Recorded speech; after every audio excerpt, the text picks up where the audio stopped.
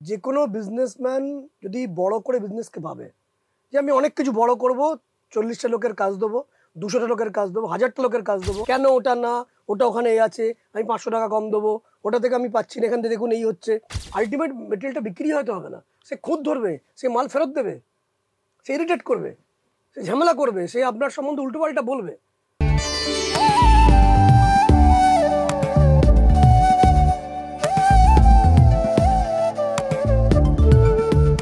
নমস্কার, আনন্দবাজার অনলাইনে আপনাকে স্বাগত জানাই। আপনি দেখছেন ড্রিম ডেস্টিনি। আমি সুজয় নীল এবং আমাদের সঙ্গে শ্রীমণি ভাস্কর। নমস্কার স্যার। নমস্কার স্যার। আপনি আগের দিন আলোচনা করছিলেন বিজনেসের প্রবলেম নিয়ে। তো যদি জিজ্ঞেস করি যে বিজনেসে কি কি ধরনের প্রবলেম হয় বা সেগুলো থেকে বেরোনোর উপায় বাকি? প্রথমত মানুষ যখন বিজনেস করে সেটা তো টার্গেট রাখে সেখান থেকে কি করে প্রফিট বার করবে। কিন্তু বিজনেসটা অনেকখানি ওই আমরা যখন পেট্রোল পাম্পে পেট্রোল নিই তখন 2 চাকা হোক 4 চাকা হোক একবার তাকিয়ে দেখি মিটারটার দিকে যে ওখানে 820 নেই, তো 820 দিয়ে শুরু হলে তখন 820 টাকা লস হচ্ছে আমার। তো সেরকম বিজনেসে কিন্তু ওই ক্রিকেট খেলার স্কোর বোর্ডের মতন ক্রিকেট খেলা চলছে, আমরা টিভিতে দেখছি বা নেটে সার্ভ করে দেখছি, কিন্তু সেখানে স্কোর বোর্ড কিছু নেই, স্কোর বোর্ডে কিচ্ছু দেখা যাচ্ছে না, তাহলে সেখানে বিজনেস হচ্ছে না, সেখানে একটা আবোল তাবোল চলছে। সেই বিজনেসম্যানদের কথা আজকে আমাদের আলোচনার মধ্যে নয়। আমার আজকে আলোচনা যেখানে পিএল থাকবে, প্রফিট অ্যান্ড লস, একদম অ্যাকুরেট রিটার্ন থাকবে। দ্বিতীয়ত একটা ব্যালেন্স শিট থাকবে, লিয়াবিলিটিস এবং অ্যাসেট কি, profit and loss, liabilities and asset, gross profit কত এবং নেট প্রফিট কত। গ্রস প্রফিট এবং নেট প্রফিট কিন্তু এক নয়, কারণ যে কোনো বিজনেসকে উপরে তোলার জন্য প্রথমে বিজনেস একটা ছোট নিয়মে শুরু হয়, তারপর আস্তে আস্তে বাড়তে আরম্ভ করে। আমি আগের দিনও বলেছিলাম যে অনেকগুলো পি আছে বিজনেসে। প্রোডাক্ট, কি প্রোডাক্টের বিজনেস, শুধু প্রোডাক্ট না, যে প্রোডাক্টের বিজনেস করছে সেই প্রোডাক্টের যারা পারচেস করছে তাদের গ্রুপটা কেমন। মানে যে কোনো বিজনেসম্যান যদি বড় করে বিজনেসকে ভাবে যে আমি অনেক কিছু বড় করব, 40টা লোকের কাজ দেবো, 200টা লোকের কাজ দেবো, 1000টা লোকের কাজ দেবো, আমিও বড় হবো, জগতও বড় হবে, আমার ব্র্যান্ডও বড় হবে, আমার মৃত্যুর পরও নামটা থেকে যাবে, তাহলে তাকে অনেক বড় করে চিন্তা করতে হবে কিভাবে পারচেস কারা কারা করছে।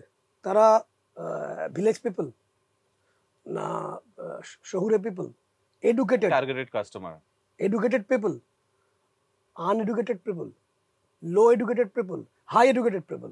যারা কিনছে তারা লেডি মানে মেল কাস্টমার না ফিমেল কাস্টমার না বাচ্চা, না কাদের জন্য কিনছে, এটার উপর ডিপেন্ড করে থাকে একটা প্রোডাক্ট। এটা আমরা হরোস্কোপে দেখে নিই কোন প্ল্যানেটটা সবচেয়ে বলবান, সেইটা দেখে তাকে জাজ করা যায় যে সে ভালো চলবে। দেখবেন অনেক বড় বড় বিজনেস টাইকুনের হয়তো 8-10টা বিজনেস খুব ভালো চললো, 2টো বিজনেস ফ্লপ করে গেল। তার মানে প্রত্যেকটা বিজনেসের একটা করে প্ল্যানেট আছে। যেমন ধরুন সান, সান মানে হচ্ছে মেডিকেল লাইন, যত health sector, medicine, medical sector টোটালটাই সান। শুধু তাই না, সানের আরও অনেক কিছু প্রোডাক্ট আছে। সানের মধ্যে কপার আছে, সানের মধ্যে কেমিক্যাল প্রোডাক্ট আছে, যে কেমিক্যাল প্রোডাক্টগুলো দিয়ে পরবর্তীকালে মেডিসিন তৈরি হতে পারে। মুন, ছোট ছোট করে বলছি, প্রোডাক্টের মধ্যে লুকিয়ে আছে। মুন যে কোনো লিকুইড প্রোডাক্ট, মিল্ক, ঘি, দুগ্ধজাত যে কোনো সামগ্রী, পনির, আইসক্রিম, মুন। মার্স হচ্ছে যা কিছু প্রোডাক্ট হিট দিয়ে তৈরি হয়, হিট মানে তাপ লাগে, মানে তাপ লাগে, মানে রেস্টুরেন্ট হতে পারে, ওকে, রান্না বান্না বা কিছু মেকিং, ইটভাটা বা টিম টিবারের জায়গা, একদম একদম। কিন্তু টিম টিবার করতে গেলে আবার সেখানে কিন্তু স্যাটার্ন আসতে হবে। ওকে, স্যাটার্ন হচ্ছে যে কোনো মিলনের কারক। এরকম প্রত্যেকটা প্ল্যানেটের কিছু কিছু বৈশিষ্ট্য আছে। দেখবেন কোনো কোনো বিজনেস কারোর ক্ষেত্রে খুব ভালো যাচ্ছে, সে একটা খারাপ আইডিয়াতে, ভুল সিদ্ধান্তে অন্য জায়গায় গেলে ফ্লপ করলো। ফলে প্রোডাক্টকে আগে দেখতে হবে এবং প্রোডাক্টের যারা পারচেস করছে তারা কারা। দ্বিতীয়ত যেটা দেখতে হবে যে বিজনেস চলছে, নেট প্রফিট গ্রস প্রফিট আপনি দেখছেন না। দেখা গেল প্রোডাক্টকে বড় যখন করতে হয় তখন প্রোডাক্টের একটা প্রমোশন করতে হয়, অ্যাডভার্টাইজমেন্ট করতে হয়। যে কোনো প্রোডাক্ট যখন বড় হয়, বিজনেস যখন বড় হয়, তখন সেখানে কিছু স্যালারাইড পার্সেন্ট আছে, মানে যিনি বিজনেসম্যান তার আন্ডারে। দেখা গেল যে 1100 টাকা খরচা করে টোটাল 1100 টাকা খরচা, প্রমোশন করা হচ্ছে, অ্যাডভার্টাইজমেন্ট করা হচ্ছে, স্যালারি দেওয়া হচ্ছে, 1100 টাকা খরচা করা হচ্ছে 1000 টাকার প্রোডাক্ট বিক্রি করার জন্য, তাহলে 100 টাকা করে লস আসছে। বিজনেসে কিছু লস আসে, আমি আমার অভিজ্ঞতা দেখেছি যে কোনো বড় মানে বিজনেস করতে গেলে 7 বছর একটা অ্যাভারেজ টাইম পিরিয়ড তাকে দিতে হয়। শেয়ার মার্কেটের মতোই কথা, যে প্রফিট থাকবে, লস থাকবে, আবার প্রফিট হবে, এভাবেই চলে। কিন্তু শেয়ার মার্কেট ব্যাপারটা অন্য, এটা আবার অন্য। শেয়ার মার্কেটে অনেকগুলো ফ্যাক্টর কাজ করে। আমি জাস্ট একটা জিনিস বললাম, মানে একটা হ্যাঁ, উদাহরণ, মোটামুটি উদাহরণ। হ্যাঁ, তো প্রফিট এন্ড লস থাকে, জোয়ার ভাটা থাকে বিজনেসে। কিন্তু যদি প্রোডাক্ট ঠিক হয় এবং প্রপার আইডিয়া থাকে, রাইট টাইমে একটা হেভিওয়েট আইডিয়া মানুষকে একটা ফর্মের মধ্যে ফেলে দেয়। ঠিক। এবং দেখতে হয় যেটার বিজনেস করছি তার পকেটটা কোথায়। মানে আমি গরম দেশে যদি আমি চা বা কফি বিক্রি করি, সেখানে যা সেল হবে, ঠান্ডা দেশে চা বা কফি বিক্রি করা বেশি সেল হবে। ঠিক, এটা বুঝতে হবে। তো কোথায় বিক্রি, পকেট কোথায়? ওই যে যেমন চেন্নাই সোয়েটার, একদম। চেন্নাই সোয়েটার বিক্রি করলে সে ডিস্টার্বই হবে, যদিও ঠান্ডা হয়তো পড়লে একটু হবে, কিন্তু বড় আকার ধারণ করবে না। ফলে পকেট দেখতে হয়, কারা পারচেস করছে। এমনি আপনি বলেন কি কি প্রবলেম আছে।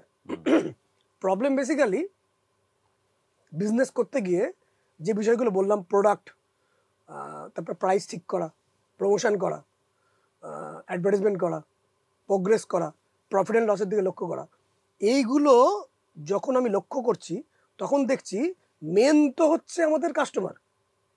কাস্টমার তো আমাদেরকে টাকা দেবে, বিনিময়ে কিছু আমরা ভ্যালু দেবো। কাস্টমার তো টাকাটা এমনি আমাদের দেবে না, বিনিময়ে কিছু ভ্যালু দিতে হবে। কিন্তু কাস্টমার যখন আমাদের কাছে আসে, সেই কাস্টমারই কিন্তু protein and vitamin of the business.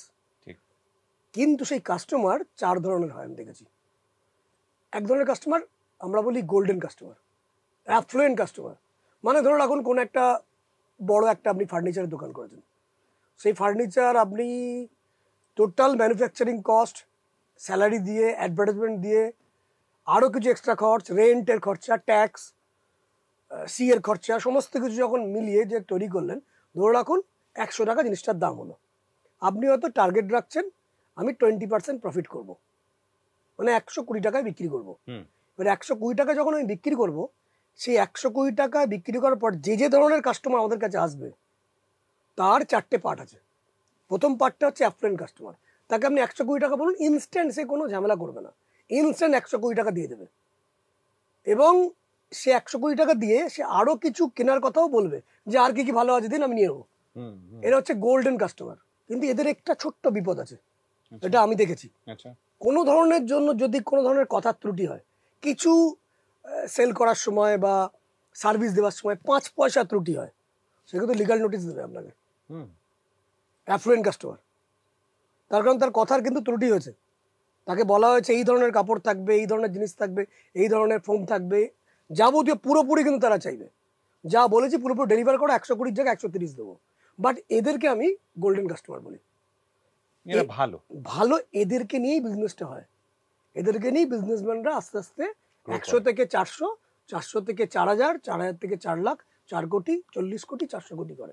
এবং যদি ঠিকঠাক সার্ভিস পায় থেকে যায় শুধু তাই না, আরো অনেককে দেবে, বংশ পরম্পরায় ফ্যামিলি রেফারেন্স দেবে। এরা হচ্ছে গোল্ডেন কাস্টমার। নেক্সট আছে সিলভার কাস্টমার। এটা গুড কাস্টমার। গুড কাস্টমার কিরকম? তাকে আপনি বললেন এই দ্রব্যটার দাম 10,000, তারা কোনো দরদরি কিছু করবে না। এই জিনিসটার দাম 30,000, তারা বলবে দেখুন 30,000 পারবো না, আমার বাজেটের বাইরে, 10,000 পারবো। তারা যে কোনো বিষয়ে অত দরদামে যাবে না, তারা একটু ঘেঁটেই আসবে। ঘেঁটে আসবে মানে তারা চারদিকে আপনার কোনো দ্রব্যটি, ফার্নিচার সম্বন্ধে ডিটেলস গুগল করে এসছে, কোথায় কী কী দাম সব দেখে টেকে এসছে, সে আপনাকে জ্বালাবে না, কোনো ডিস্টার্ব করবে না। কেন ওটা না, ওটা ওখানে এই আছে, আমি 500 টাকা কম দেবো, ওটা থেকে আমি পাচ্ছি না, এখান থেকে দেখুন এই হচ্ছে, আমি তো অন্য দোকানে দেখলাম এটার দাম 10,000 নয়, আমি ওখানে দেখলাম অন্য দোকানে 8,000, হাজার ঝঞ্ঝাট এরা করবে না। এরা গুড কাস্টমার, সিলভার কাস্টমার। এরাও কিন্তু গ্রহণযোগ্য, কারণ এরা পরবর্তীকালে অ্যাফ্লুয়েন্ট হতে পারে, কিন্তু এরা কোনো রেফারেন্স সেভাবে তৈরি করে না। গুড কাস্টমার রেফারেন্স তৈরি করে না, অ্যাফ্লুয়েন্ট কাস্টমার রেফারেন্স তৈরি করে। গুড কাস্টমার, আপনার গুড কাস্টমার পরবর্তীকালে যখন আপনি আসবেন, 10,000 টাকার মেটেরিয়ালটা যদি আপনি 12,000 চান, যদি প্রপার অ্যানালিটিক্যাল ওয়েতে আপনি তাকে বোঝাতে পারেন যে এই দামটা এই কারণে বেড়েছে, আমি এক্সট্রা জিনিস দিয়েছি, তারা কিন্তু নেবে। নেক্সট কাস্টমার যেটা আমি বলি রাস্ট, মরচে পড়া, আচ্ছা আয়রনের পর যে রাস্ট পড়ে, হ্যাঁ এরা হচ্ছে চিপ কাস্টমার। আচ্ছা কিরম চিপ কাস্টমার? ধরে রাখুন একজন মানুষ একটা জুতো বিক্রি করছেন, হুম জুতোটা দেখা গেল এরকম হয় যারা বড় ডিল করে, হুম ছোট ডিল করলেও হয়, মানে ছোট 1:1 বিক্রি হয়, এরকম হয়। আবার এরকম হয় একসাথে সে 500 খানা কি 1000 খানা মেটেরিয়াল নেবে, সে আবার কাউকে বিক্রি করবে, ওকে তারাও তো কাস্টমার। হুম বা 1:1 কাস্টমারও হয়। ধরো একটা জুতোর দাম 500 টাকা, ঠিক আছে? সেই 500 টাকার জুতো সে যখন কিনবে বলবে 10 টাকা ছাড় হবে না?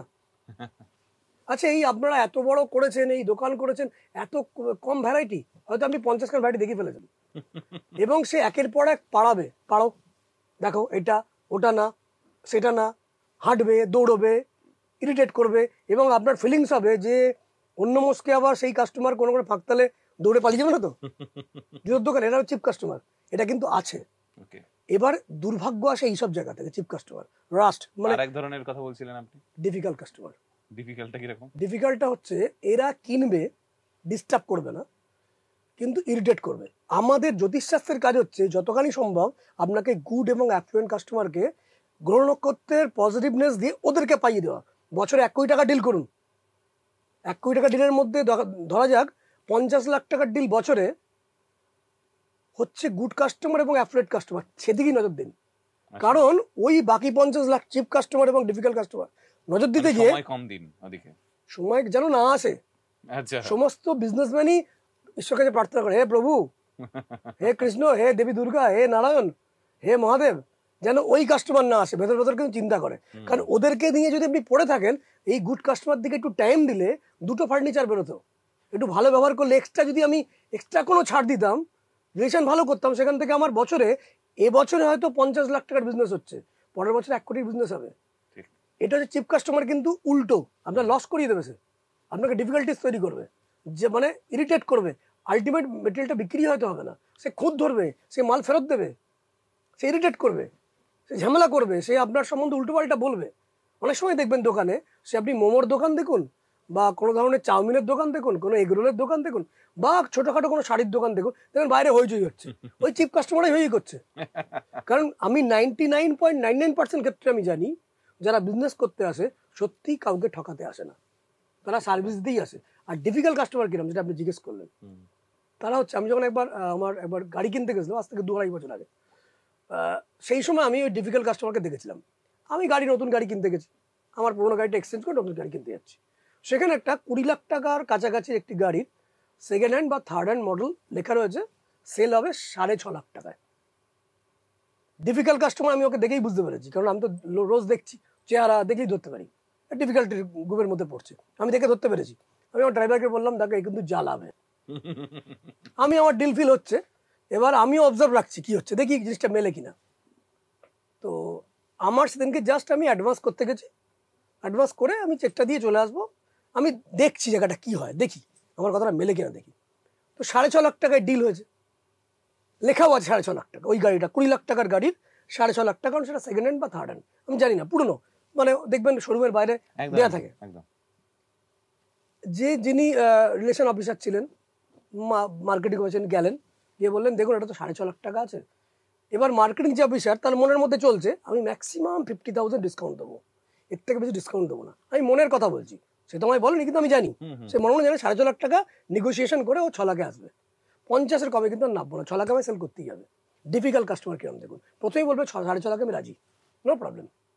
তো এই যে রিলেশন অফিসার, বাহ, এক কথায় রাজি হয়ে গেল, কারণ সেকেন্ড হ্যান্ড গাড়ি বিক্রি করতে গেলে অনেক হ্যাপা পোয়াতে হয়, এত সোজা না। যে 20 লাখের মাল 6.5 লাখে নিচ্ছে, একবারই ইয়েস করে দিল, ব্যাপারটা এত ইয়েস নয়। আমি ওয়েট করছি কি বলে দেখি। পরবর্তীকালে সেই ডিলটা হলো না। এবার রিলেশন অফিসার, যেহেতু পুরনো, আমি যে জায়গায় গাড়ি কিনি, সে গল্প করছে, জানেন তো স্যার কি হলো দেখুন। বলছে ও ঢুকলো, প্রথমে গাড়িতে ঢুকে বললো, আচ্ছা একটু মিউজিক সিস্টেমটা চালান তো। আচ্ছা এই কোম্পানির কেন, এই কোম্পানির হবে না, ঠিক আছে আমরা চেঞ্জ করে দিচ্ছি। এসিটা চালান তো, এসিটা ঠিক ভালো না, কিন্তু একটা আওয়াজ আসছে, আরে ভালো না বলেই তো 6.5 লাখ, সেটা ইউজ করেছে। ও চিন্তা করছে, ওখানে 10,000, ওখানে 30,000, মানে 40,000 ম্যানেজ, আমি তো 50 ছাড় দিতাম, ইয়েস চেঞ্জ করে দেবো। আচ্ছা এই সিটে বসে কিরম কিরম লাগছে, একটু মানে আনইজি লাগছে, কিরম ডিস্টার্ব হচ্ছে, ওখানে 10,000, তাও ছেড়ে দেবো। এবার এলো অ্যালয় হুইল। হুইলটা কেন অ্যালয় হুইল হবে না, ওই যে আর পাচ্ছি না। একের পর এক কিন্তু ফ্যাকড়া তৈরি করছে। এটা হচ্ছে ডিফিকাল্ট কাস্টমার। এরকম ডিফিকাল্ট কাস্টমার যারা বড় বড় লয়ার, যারা বড় বড় সিএ ফার্মেও আছে, বা যারা ডক্টর তাদের কাছেও আসেন। কিরম জানেন, ধরুন কোনো ডক্টর বা লয়ার, কি কেমন আছেন, ভালো আছেন, এলো হঠাৎ করে। আরে সে তো প্রফেশন করছে, তার টাইম আছে, সে গল্প গুজব করার জন্য বসে নেই। তো আপনার কথা মনে পড়ছিল, ওয়াইফ ভালো আছে, ছেলে ভালো, আচ্ছা আচ্ছা, না এখান দিয়ে যাচ্ছিলাম। সে তো কাজ করছে, তাকে এসে রিডিট করছে। বা ওই একটা কাগজ বুঝলেন তো, ওটা আপনি ওই সময় দেননি, সেই কাগজটা তো কোনো ভ্যালুই নেই, সেই কাগজটা একটু দিলে ভালো হয়। মানে সে তার ফিস দেবে না, যে তার কোনো রেমুনারেশন দেবে না, তার কাছ থেকে বেনিফিট আদায় করবে, বা সেখানে বসে থাকবে, বসে থেকে পানের পিক ফেলবে, ইরিটেট করবে, বা মোবাইলে এমন গান শুনবে মানে উচ্চ আওয়াজে যে 4টে কাস্টমার ডিস্টার্ব হবে, বা যা কিছু ঘটে। এটা হচ্ছে ডিফিকাল্ট কাস্টমার। তবে ডিফিকাল্ট কাস্টমারও ঠিকভাবে ট্রিট করলে গুড কাস্টমার ট্রান্সফার করা যায়। তো চিপ কাস্টমারকে কখনো গুড কাস্টমার ট্রান্সফার আপনি করতে পারবেন না। জ্যোতিষশাস্ত্রের কাজ হচ্ছে এই যে ডিফিকাল্টিস এবং এই চিপ কাস্টমার এবং ডিফিকাল্ট কাস্টমার, আমি ডিফিকাল্ট কাস্টমারকে আয়রন কাস্টমার বলি, আর চিপ কাস্টমারকে রাস্ট বলি, মরচে পড়ে গেছে, এর দ্বারা কিছু হবে না। জ্যোতিষশাস্ত্রের কাজ হচ্ছে কি করে ওই চিপ কাস্টমার যেন না আসে। চিপ কাস্টমারলে কি হবে, ওই গুড কাস্টমার এবং অ্যাফ্লুয়েন্ট কাস্টমার বেরিয়ে যাবে, ওরাই তো মেন ধরে রেখে দিয়েছে। তো যেটা বললাম যে আমাদের তো 4 ধরনের ব্যাপার কাস্টমার। এক ধরনের হচ্ছে গোল্ডেন কাস্টমার, যে আমি বলি সেই দিকে কাস্টমারদের বেশি নজর দেওয়া উচিত। দ্বিতীয় হচ্ছে গুড কাস্টমার, কারণ এই গোল্ডেন কাস্টমার এবং গুড কাস্টমারই পরবর্তীকালে বিজনেসম্যানকে আরও বড় বিজনেসম্যান তৈরি করবে, এবং একজন বড় বিজনেসম্যান কিন্তু আরও লোককে সার্ভিস তৈরি করবে, সার্ভিস জেনারেট করবে, এবং আরও অনেকের পেটের খাবার জোগাবে। এটা কিন্তু সত্যি। কিন্তু এর পাশাপাশি ওই কিছু অন্য ধরনের কাস্টমারও থাকে, এবং সেই কাস্টমার সবাইকেই কম বেশি জীবনে পেতে হয়। যারা বিজনেস করছে প্রত্যেকেই পেতে হয়। আমার যেমন বিজনেসে এই 4 ধরনের কাস্টমারই আমার কাছে আসে। গোল্ডেন কাস্টমারও আসে আমার কাছে, গুড কাস্টমারও আসে, ডিফিকাল্ট কাস্টমার আসে, যেরকম বললাম কি কেমন আছেন আসে, আবার চিপ কাস্টমার আসে। চিপ কাস্টমারদের আমি চিপ জায়গায় যেতেই দিই না, অদ্ভুত তো যাবোই না, কারণ আমি তো হরস্কোপে দেখতে পাচ্ছি, অদ্ভুত যাবোই না। আমি যখনই লগ্নের 9th হাউসকে রিড করবো, 5th হাউসকে রিড করবো, লগ্নপতিকে রিড করবো, তার তো মোটিভ বুঝতে পারবো আমি। তাহলে আমি জ্যোতিষী কি, আমি রিডই না করতে পারি? আমি পারি রিড করে, ঢোকার সঙ্গে সঙ্গে বুঝতে পারবো, সঙ্গে সঙ্গে, এবং কোন টাইমে ঢুকছে সে আমি বুঝতে পারবো। ফলে আমার চিপ কাস্টমারটা নেই, ডিফিকাল্ট কাস্টমার আছে। ডিফিকাল্ট কাস্টমারকে আমি রাখি, কারণ এরা পরবর্তীকালে গুড কাস্টমার ট্রান্সফার করে। কিন্তু আমার কাছে জ্যোতিষশাস্ত্রের জ্ঞান আছে, আমার কাছে সলিউশনের কিছু রাস্তা আছে, ভগবান সেই মানে জ্ঞান বা সুযোগ দিয়েছেন, গুরুর কৃপা রয়েছে, আমার কাছে সেই পড়াশোনা রয়েছে, যেটাতে ডিফিকাল্ট কাস্টমারকে গুড কাস্টমার আমি ট্রান্সফার করতে পারি উইথ দ্য অ্যাস্ট্রোলজিক্যাল রুল। কিছু রুলস আছে, সেটা করা যায়। এরকম টাইম থাকে, পরবর্তীকালে আমি আলোচনা পারলে করবো এই অনুষ্ঠানে। রাহুকাল বলে একটা কাল থাকে, সেই সময়ে সারা পৃথিবীতে যখনই কোনো ডিল করবে কেউ, সেই ডিলটা বাজে ডিল হবে। এরকম আরো কিছু কিছু জিনিস থাকে।